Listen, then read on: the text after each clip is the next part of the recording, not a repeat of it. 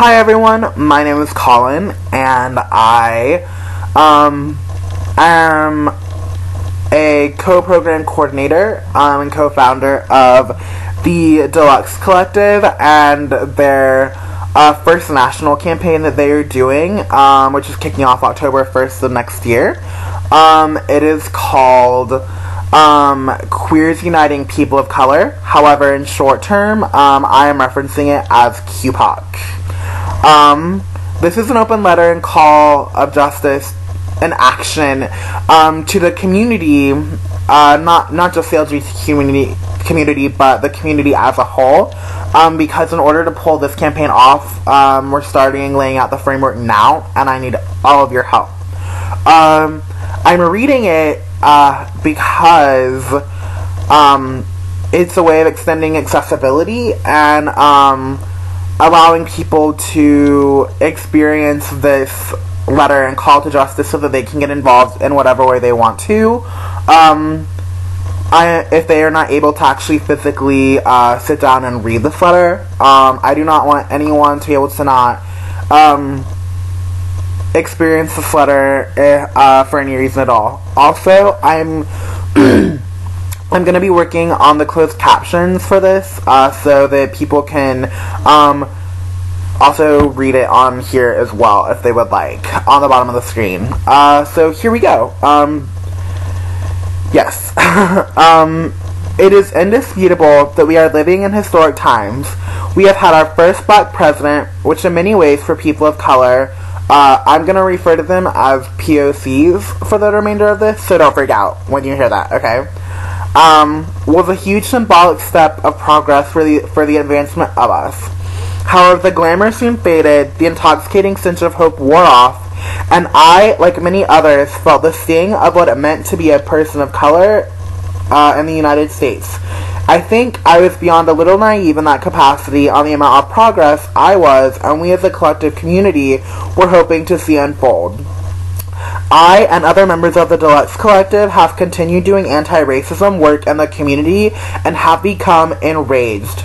This rage for me comes from the fact that I still have to have humiliating conversations with white folks about why the segregation of people of color as black people and niggers is offensive to me as a biracial person. It has been aggravated when I have to justify my humanity as a gay identified person in POC communities. I am enraged that in this day and age, POC and lesbian, gay, bisexual, transgender, and queer, aka LGBTQ, folks are working separately.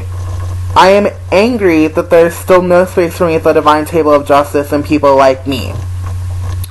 I am the first to admit that my sense of justice to mainstream LGBTQ culture is something that is scary and viewed as being too radical.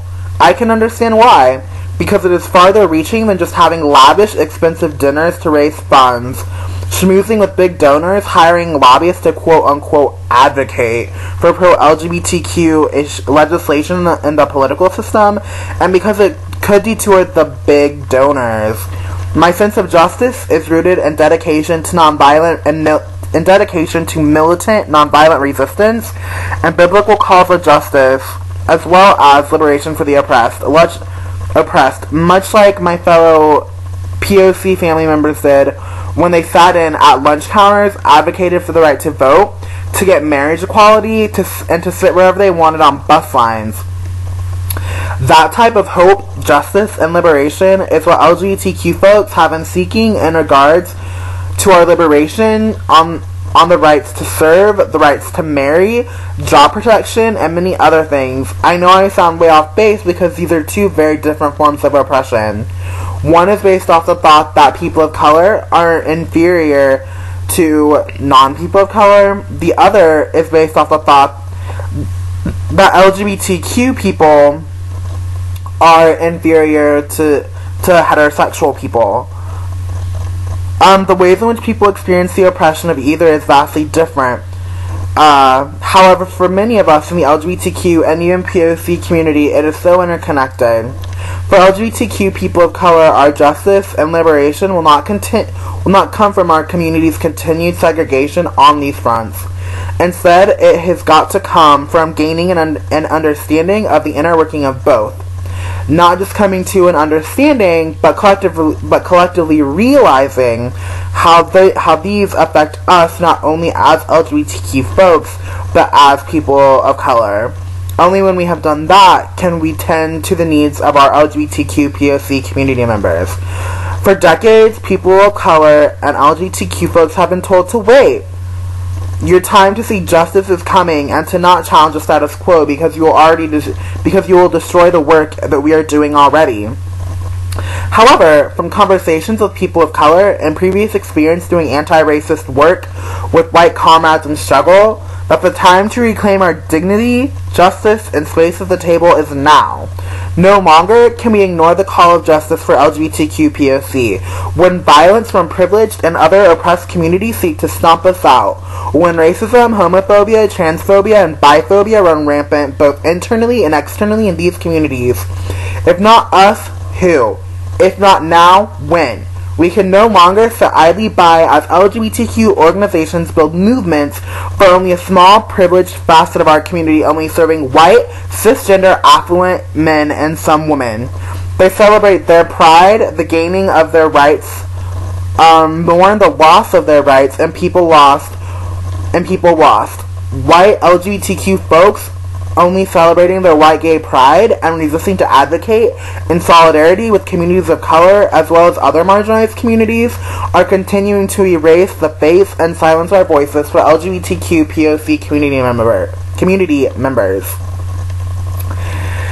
They erase us when they refuse to have conversations about racism and anti-racist work because it makes them uncomfortable, or because when they have conversations with people of color, they get a glimpse of our anger, and they simply cannot have a conversation with someone who articulates themselves in such a way. It happens when white and people of color communities do not rally around each other when our community members have been slain. It happens when we allow white, cisgender, gay men to become immortalized in cinema and anti-gay legislation, but ignore the violence toward members of our LGBTQ POC community members. Lastly, POCs, it happens when we do not lift our truth and challenge LGBTQ communities on their inclusive practices, when we allow people to call us creatively offensive terms of endearment that we do not like, when we allow people to make horrible misappropriations in comparisons of racial struggle and LGBT struggle, when we allow white people to stifle our anger for feelings of racial injustice. Gay is not the new black. We have spent decades seeking and being relentless in pursuit of justice and holding predominantly white heterosexual folks accountable for their ignorant actions towards the white LGBTQ community while ignoring our own.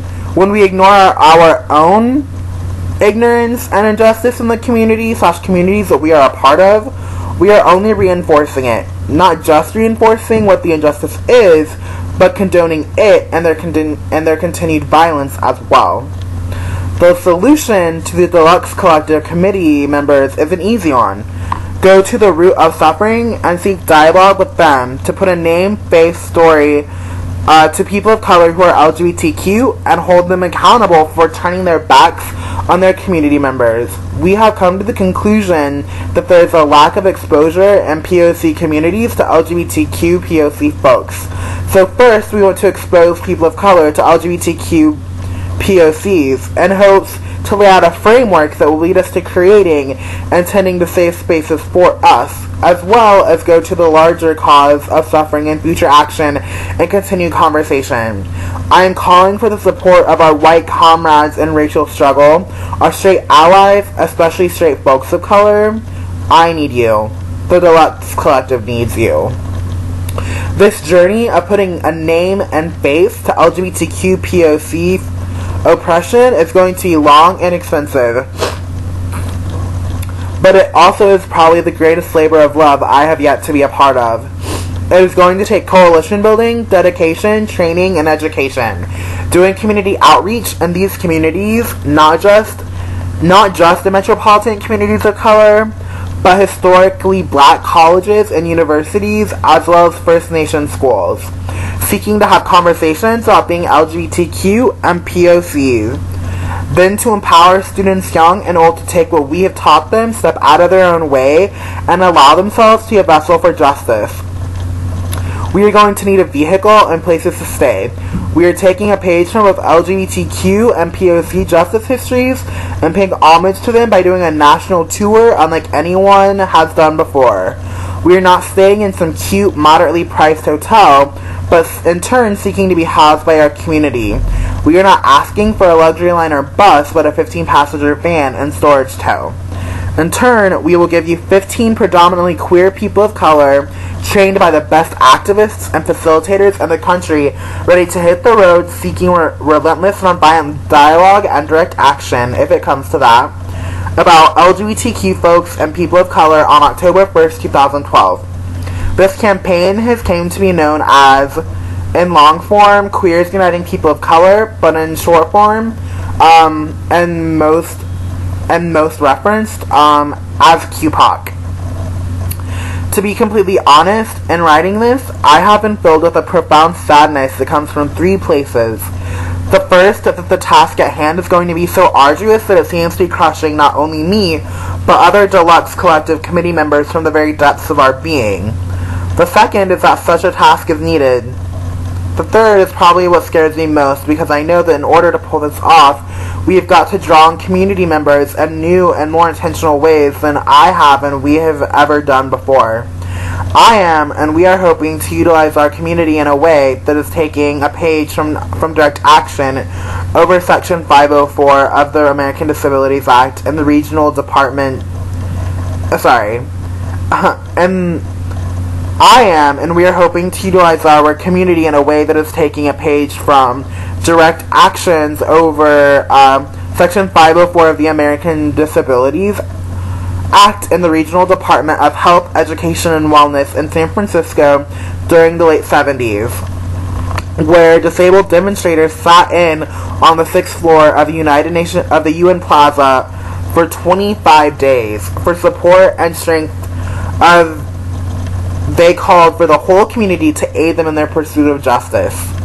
It is in that jest that I call upon all of you to aid us on this journey, because much like their survival depended on their community aiding them, I and the Deluxx Collective need you to aid us on this duration of the journey. I am going to start this next portion of this letter with the people I have come to know as the keepers of community. The Sisters of Perpetual Indulgence, Leatherfolk, Bear Communities, Vogue Houses, Radical Fairies, Dykes on Bikes, Two-Spirit Folks, Trans Folks, Gay Lesbian Choruses, and Old School Activists. You all have been here and tending to the community before I was even manifested here on this earth. You have taken the burden on yourselves to be beacons of light in a long time of darkness. I have, and other committee members have had the privilege to have some of your knowledge passed on, build relationships with, explore ourselves, open ourselves up to love, and seek truth by the lessons you have given us. Your fervent conviction to this has been so integral in maintaining order, balance, cultivating safe space, to then in turn extend that safe space you have cultivated to others, and defending our individual expression for decades. You have tended to our collective wounds and lifted us up in times of devastation when we did not know how. The leather community has taught me and my co-coordinator a lot of lessons about consent and submission that have been integral to my and our examination of fostering, tending to, and being of service to the community for the last 7 years of my life. Even though I myself do not identify myself as a member of the leather community, without those lessons and loved ones from the leather community, I would not be where I am or know what I know today. Old school activists, I will and we will be forever indebted to you for not only your courage, strength, and will to survive in the face of militant oppression, death, and when chronic illnesses have tried to stomp you out. Without your anger, will to hold on and advocate for a better life, we would not be here without you. To the old school activists who I have and we have had the opportunity to seek justice with, thank you. Your wisdom that you have passed on and instilled in us will aid us on this journey. Thank you for investing in me and us. The specific needs I'm coming to you with, O great keepers of community, are not to be taken lightly. From you, we need your continued extension and cultivation of safe space to aid us on our journey by spreading the word, opening up your spaces, radical fairy sanctuaries, and other facilities to shelter us from the storms we are going to encounter on the journey, as well as tending to our wounds if we are met with physical violence, and tending to our mental and emotional wounds when we are met with those types of violence as well. You can do that by allowing us a safe space in which to process all of our emotions, including anger. Organize and rest. We need your affirmation. The road ahead is going to be a tough one. And if it comes to the point where we are so beat down by the task at hand, and our strength, courage, and conviction are fleeting, remind us of the importance of our work and lend us your strength for the duration of the journey. We will return it when this portion of the journey is over tenfold. Lastly, continue to challenge us constructively on this journey to look for more profound meaning in the lessons we have already been taught and the ones we have yet to learn once revealed to us. To the deaf, hard of hearing, disabled, differently abled, handy-capable, blind, and chronically ill community, I come to you as a fellow community member. I need you and everything you have to offer on this journey. I need you to put the skills you have to use for us on this journey. I need you to research, help with crunching numbers, logistics, and using digital tools to help us advertise, and whatever else you can bring to the table. I need you to boldly, courageously, and authentically come out from behind the veil we have been forced to hide behind, to get on board and become a part of this journey. I want you to apply. Our history is rich with people like us coming out and demanding equality, visibility, and heeding the call to justice. I come to you as a physically disabled identified person with personal needs from you. My first personal need from you is love. Love me on this journey. Love on the other disabled and differently abled, handy-capable, deaf, hard of hearing, blind, and chronically ill folks who are courageous enough to apply for this.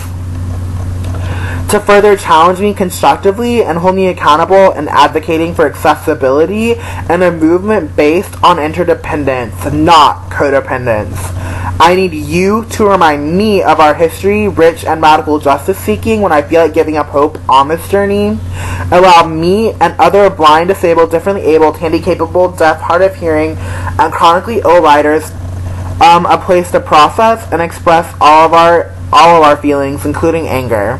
A space to caucus, decompress, and foster interdependent relationships between able-bodied and disabled, differently abled, handy-capable, deaf, hard of hearing, and chronically ill community members. I know that what I'm coming to with is scary. I also know that we cannot hide behind our fear anymore, but instead move boldly from behind the veil into the light and claim our rightful place in all the communities that we exist in. It is scary, and I know that you can do it. To the up-and-coming activists, also known as youth, you all set my heart on fire so hard. Every time I get the extraordinary honor to seek justice alongside you, it is such a profound experience. You all are going to change the country in amazing ways we have not witnessed. You existing every day, being happy and functioning when a world is out to get you, is a victory. Your bravery, courage, and thirst for knowledge to lay claim to and defend our community is unparalleled. When I felt like giving up, you are what have given me strength to continue heeding the call. What I need from you all is to apply.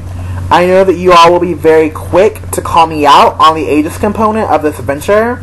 The committee and myself have toiled for hours to come up with a way for folks who are 16 and 17 and interested to apply.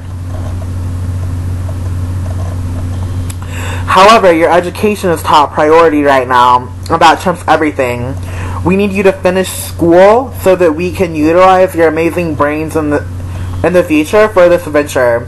What we need from you right now is your support in Facebook, Twitter, and social media blasting us, communicating with your parents while donating some time with us if we are coming to your community, communicate with your friends, post comments and words of encouragement on the site that will be up and running serve as a youth liaison for your local LGBTQ youth organizations and in the communities we are visiting, there is a space for you, even if it is unfortunately not in the capacity in which you are wanting right now.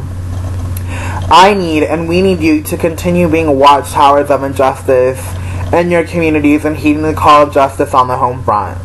To people of color communities, including but not limited to African American, Black, Asian, Asian Pacific Islanders, Indigenous American, Native American, First Nations, Indian, Hispanic, South American, Mexican, Latina, Latino, Chicano, Spanish, biracial, Middle Eastern, Mediterranean, and multiracial.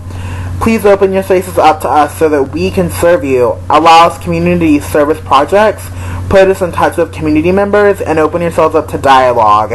Apply. For the love of God, please apply. Bring people you think would benefit from our message. This is for you. This is our shot at putting names, faces, and stories to LGBTQ POC. Let's not let those who need to witness us and experience us most down.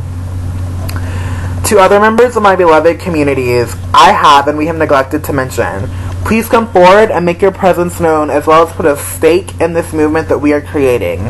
We need you, we need your strength, conviction, and for you to aid us in creating a rallying cry so loud the U.S. will have to take notice. Aid us on our journey by fundraising, showing up at events, doing community service with us, provide us with contacts and places of refuge for our time in your cities. Pray for, meditate, or intentionally think of us for continued guidance, strength, perseverance, and courage. Even though only 15 people may be chosen to represent us on the journey, it is going to take all of us coming together as one. Injustice, Colin Daniels, and John Panganaban, co-founders and program coordinators of the Deluxx Collective's QUPOC campaign.